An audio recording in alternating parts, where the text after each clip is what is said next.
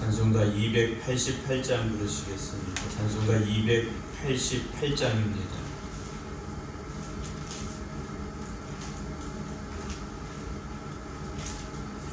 288장입니다.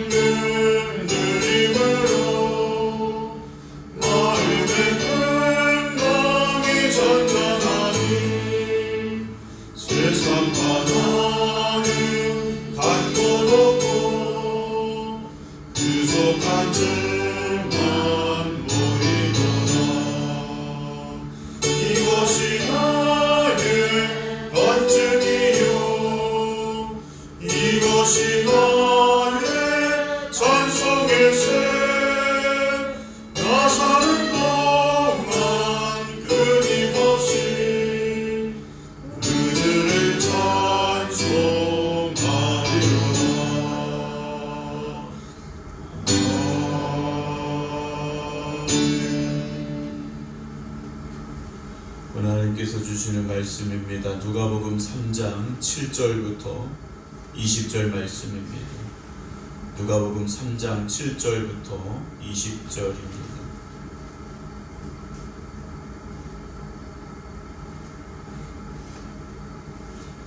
요한이 세례받으러 나오는 무리에게 이르되 독사의 자식들아 누가 너희에게 일러 장차 올 진노를 피하라 하더냐.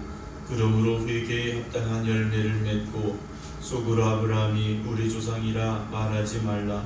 내가 너희에게 이르노니 하나님이 능히 이 돌들로도 아브라함의 자손이 되게 하시리라. 이미 도끼가 나무 뿌리에 놓였으니 좋은 열매 맺지 아니하는 나무마다 찢겨 불에 던져지리라. 우리가 물어 이르되 그러면 우리가 무엇을 하리이까?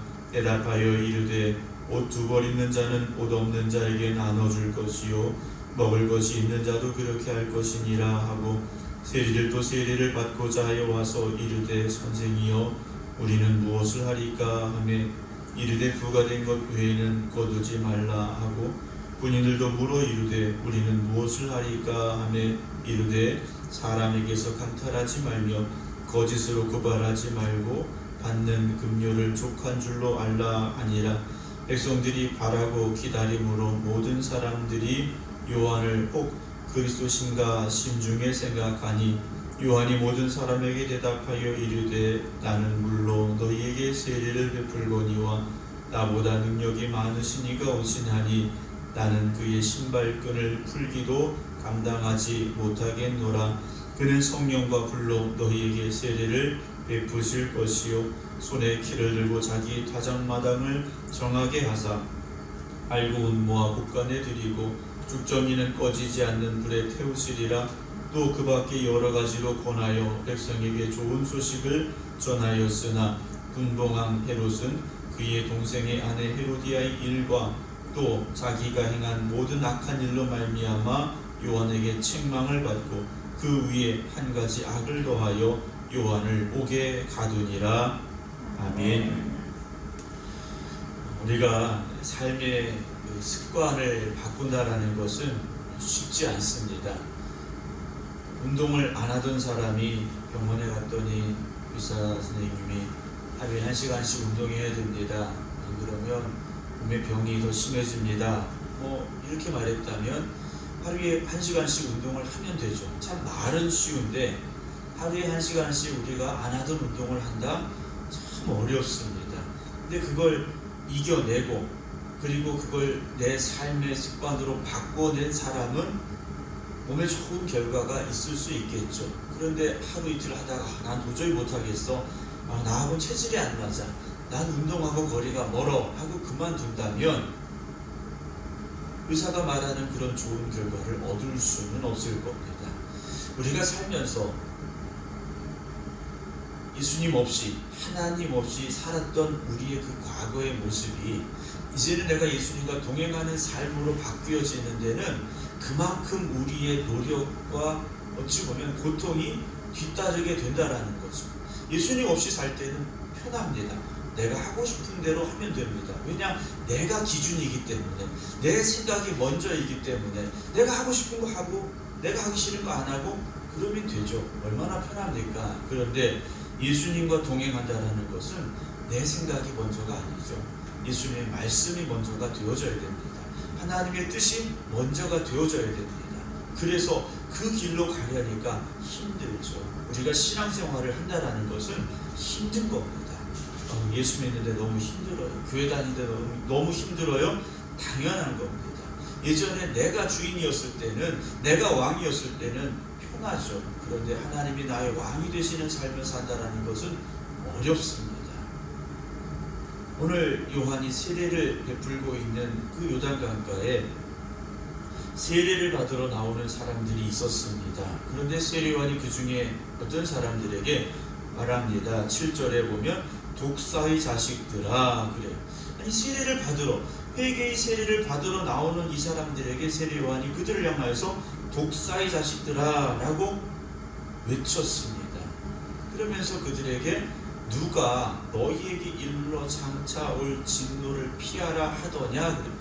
이들도 구원받고 싶어서 회개의 세례를 받으러 왔는데 세례요한은 그들을 향하여서 독사의 자식들아 라고 아주 심한 표현을 쓰면서, 여기서 독사의 자식들이라는 것은 더 심한 표현을 쓰는 마귀의 자식들입니다. 회개하러 온 사람들에게 마귀의 자식들아 그러면서 장차 올 진노를 피하고자 이 세례를 받고자 하느냐라고 책망을 하고 있다는 거죠. 왜 그랬느냐? 8절에 이들에게 있어야 될 게 없는 겁니다. 회개에 합당한 열매가 없다라는 거죠. 열매는 보여지는 겁니다. 성령의 열매도 있지 않습니까? 이 열매는 보여지는 겁니다.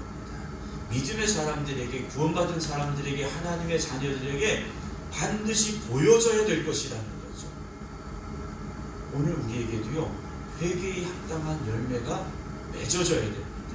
맺어진다라는 것은 지금 말씀드린 대로 열매가 보여져야 된다는 거죠. 그런데 이들은 입으로는 회개합니다 하고 왔지만 정작 그들에게는 회개에 합당한 열매가 없었다라는 거죠.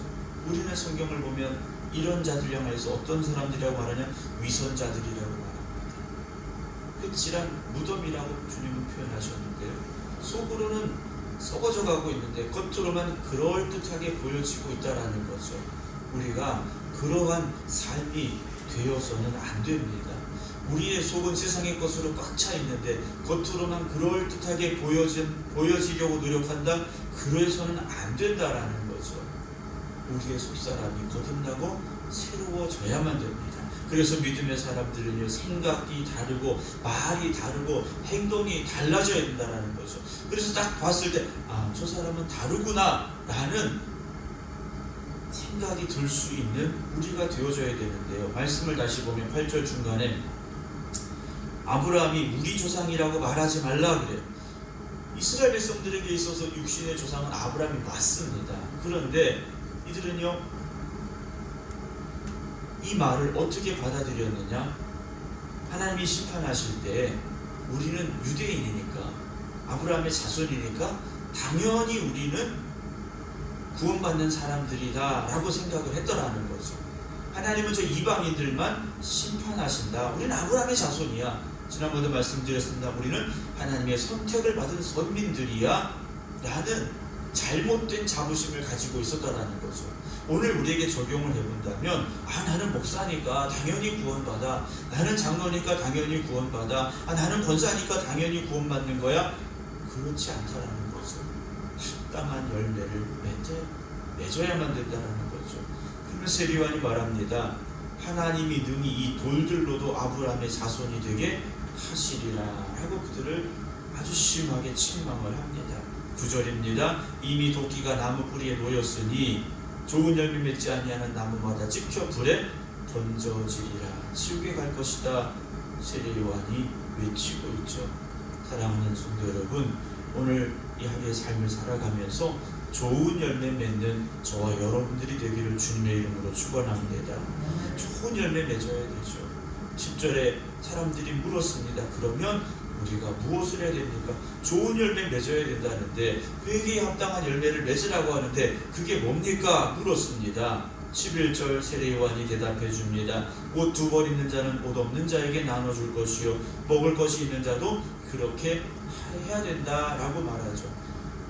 옷이 2벌 있다면 옷이 없는 사람에게 1벌 줘도 나에게는 내가 입을 옷이 있다라는 거죠. 먹을 것이 있는 사람은 저 먹을 게 없어서 굶어가는 사람에게 먹을 걸 나눠주어야 된다라는 겁니다. 주님께서 하신 말씀, 위대한 계명이 있지 않습니까? 하나님 사랑하고 이웃을 내 몸같이 사랑하라는 말씀 그대로 우리가 하나님의 마음을 가지고 하나님의 자녀된 삶으로서 그렇게 살아갈 수 있어야 된다라는 거죠. 12절에 세리들도 왔습니다. 세금을 걷는 세리들도 왔는데 그 사람들도 세례를 받고자 왔습니다. 그럼 우리는 뭘 해야 됩니까? 물었습니다. 세례요한이 13절에 부과된 것 외에는, 정해진 세금 외에는 거두지 말라 그랬습니다. 이 당시에 세리는요, 탐욕스러운 사람들의 대명사입니다. 정해진 세금이 있는데 그 이상을 막 걷어들이는 거예요. 그래서 자기들의 배를 불리는 사람이지 않습니까? 3개월을 향하였던 주님 말씀, 그의 회개의 말을 우리는 기억하고 있지 않습니까? 그 다음에 군인들도 왔습니다. 14절에 우리는 그럼 뭘 해야 됩니까? 세례요한이 대답해 줍니다. 사람에게서 강탈하지 말며 거짓으로 고발하지 말라 그래요. 사람들에게 무엇을 무력으로 뺏거나 거짓으로 사람들을 고발해서 그 사람들에게 어려움을 주지 말라. 너희들은 월급 받지 않느냐? 그걸로 족한 줄 알아라 라고 말하죠. 그럼 이들의 문제가 뭡니까? 욕심이라는 거죠. 결국 욕심이라는 겁니다. 우리는 잘 알고 있습니다. 욕심이 잉태해서 죄가 되고요, 죄가 장성해서 사망이 된다는 걸 너무 잘 압니다. 목사님, 욕심 없는 사람이 누가 있나요? 하실 수 있어요. 그렇죠. 우리 다 욕심이 있습니다. 그런데 그 욕심이 죄로 가서는 안 된다는 거죠. 죄로 가서는 안 된다는 겁니다. 15절에 백성들이 바라고 기다림으로, 무엇을 바라고 기다렸습니까? 메시아를 기다렸습니다. 간절히 바랬어요. 그래서 모든 사람들이 저 요한이 혹시 그리스도 아닐까? 라고 생각하기 시작합니다.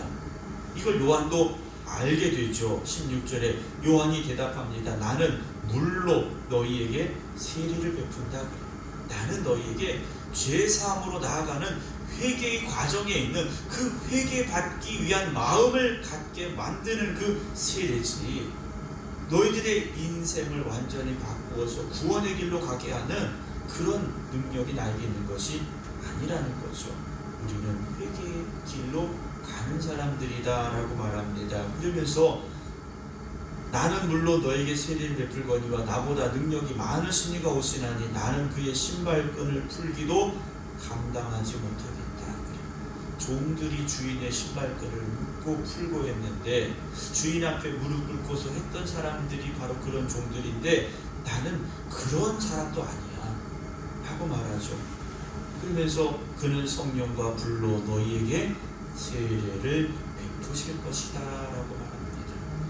우리가 사도행전 말씀 시작하면서 설명을 드리면서 그런 이야기 드렸죠. 누가복음과 사도행전을 우리가 같이 누가가 기록했다라고 말씀을 드렸어요.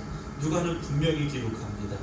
성령의 세례에 대해서 말하죠. 그래서 사도행전은 성령의 세례로부터 시작이 되는 것이죠. 17절에 손에 키를 들고 자기의 타작마당을 정하게 하사 알곡은 국간에 드리고 축정이는 꺼지지 않는 불에 태우신다라고 말씀하시죠. 천국과 지옥에 대해서 주님은 그 천국과 지옥에 대해서 말씀하셨고요. 우리가 가야 될 그곳이 어디일까? 우리는요 곳간에 들어가는 알곡이 되어져야 되지 않겠습니까? 우리는 곳간에 들어가는 알곡이 되기 위해서 이 땅의 삶을 살아가야 되는 것이고요. 그래서 회개에 합당한 열매를 맺어야 되고요. 성령의 열매를 맺으며 살아가야만 된다라는 것이죠. 18절입니다. 또 그 밖에 여러 가지로 권하여 백성에게 좋은 소식을 전했습니다. 세리요한은요 복음을 외치는 선지자였습니다. 19절 분봉왕 헤롯은 그의 동생의 아내 헤로디아의 일과 또 자기가 행한 모든 악한 일로 말미암아 요한에게 책망을 받았습니다. 갈릴리 지역을 다스리고 있던 이 헤롯이 책망을 받았습니다. 책망을 받았는데 무슨 책망을 받게 되느냐? 자기의 이복 동생의 아내를 자기의 아내로 삼은 겁니다. 근데 이 족보가 상당히 복잡합니다. 어떻게 복잡하냐면 헤로디아는 예수님이 태어날 당시 헤롯 대왕의 손자입니다. 그리고 오늘 본문에 나오는 헤롯과 또 헤롯의 동생은 서로 이복 동생입니다. 그러니까 헤로디아라는 여인은 오늘 자기가 결혼한 그리고 첫 번째 결혼했던 헤롯 빌립과 헤롯 안디바와 어떤 관계냐? 숙부의 관계입니다. 조카예요. 헤롯 대왕이 있었고 그 밑에 헤롯의 아들들이 있었는데 그 중에 헤롯의 아들들이 누구냐? 첫 번째 남편이었던 헤롯 빌립이 있었고 두 번째 남편이 되는 바로 오늘 본문에는 헤롯 안디바라는 이런 아들들이 있었는데 그 아들 중에 한 명에게서 태어난 사람이 헤로디아라는 여인입니다. 그러니까 이런 어떻게 가족이에요. 어머니는 다르지만 서로 가족들인데 이 헤로디아라는 여인이 먼저 자기 삼촌인 헤롯 빌립과 결혼을 합니다. 그런데 살다가 보니까 헤롯 안디바라는 자기 또 다른 삼촌이 더 힘을 가지는 것 같아요. 그래서 먼저 남편을 버리고 두 번째 헤롯 안디바라는 또 다른 삼촌과 결혼을 하게 된 겁니다. 얼마나 이게 악한 일입니까? 얼마나 악한 일이에요. 그래서 이 헤롯을 향하여서 또 헤로디아를 향하여서 세례 요한이 책망을 한 겁니다. 어떻게 그럴 수 있느냐? 책망을 했어요. 그리고 헤롯은요 더 악한 일들도 많이 했다라는 거예요. 왜냐?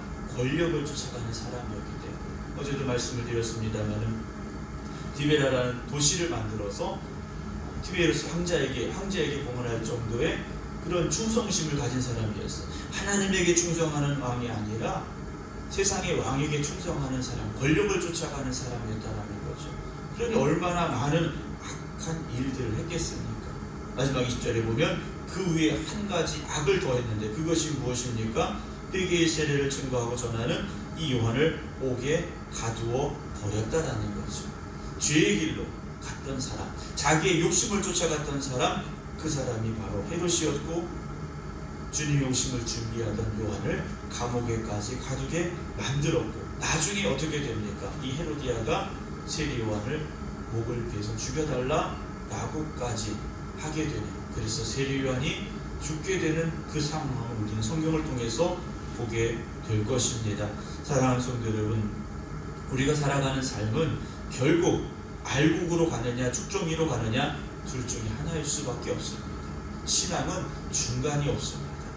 말하기는 저와 여러분 우리 모두가 다 회개에 합당한 열매를 맺어서 그리고 알곡을 향해서 나아가는 삶이 될 수 있도록 오늘도 하나님 앞에 간절히 기도하시고 우리의 삶이 변화되어지고 그래서 구원에 합당한 삶을 살아갈 수 있기를 원합니다. 기도하는 저와 여러분들이 되기를 원합니다. 내 욕심을 쫓아가면 헤롯처럼 하나님을 대적하는 사람이 될 수밖에 없습니다. 하나님의 종된 저와 여러분들이 하나님의 뜻을 구하고 하나님의 말씀에 순종해서 구원에 합당한 열매를 맺어가는 삶이 되기를 주님의 이름으로 축원합니다. 기도하겠습니다. 주님 다시 오시는 그날에 주님 앞에 바로 설 수 있는, 기쁨으로 나아갈 수 있는 저희들 되게 하여 주시옵소서.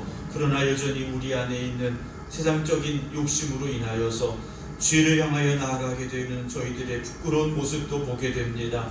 우리가 예수 그리스도 이름으로 죄사함 받고 세례받고 회개하고 변화되어서 하나님의 자녀로 살아가고자 결심하고 오늘도 이 자리에 있는데, 우리 안에 있는 악하고 추한 것들 성령의 불로 소멸하여 주시옵시고, 이제는 내가 주인이 되는 것이 아니라 하나님이 나의 주인이십니다, 나의 왕이십니다 고백하며 살아갈 수 있는 저희들 되게 하여 주시옵소서. 그래서 회개에 합당한 열매를 맺어가는 성도들, 성령의 열매를 맺는 성도들 되게 하여 주시어서 주님 오시는 그날에 알곡으로서 천국에 들어갈 수 있는 저희들 되게 하여 주시옵소서. 오늘도 세상에 죽어가는 영혼들을 바라봅니다. 세례원과 같은 마음을 가지고 그들을 향하여 복음을 전하고 증거하고 외칠 수 있는 저희들 되게 하여 주시옵소서. 이번 한 주간도 우리가 살아왔던 삶을 돌아봅니다. 우리가 어떤 길로 왔는지, 우리가 어떤 삶을 살아왔는지 뒤돌아보게 하시고, 우리가 주님 앞에 부끄러운 것들이 있다면 회개하게 하여 주시어서 거룩한 주님 앞에 나와 예배드리는 복된 그 시간에 하나님 앞에 기쁨으로 설 수 있는 저희들 되게 하여 주시옵소서. 이제는 우리 주 예수 그리스도의 은혜와 아버지 하나님의 부진하신 사랑하심과 성령님의 감동 감화 역사하심이 오늘도 회개에 합당한 열매를 맺으며 살겠습니다. 기도드리는 성도들 위해 이제부터 영원토록 함께 하시기를 간절히 축원하옵나이다. 아멘.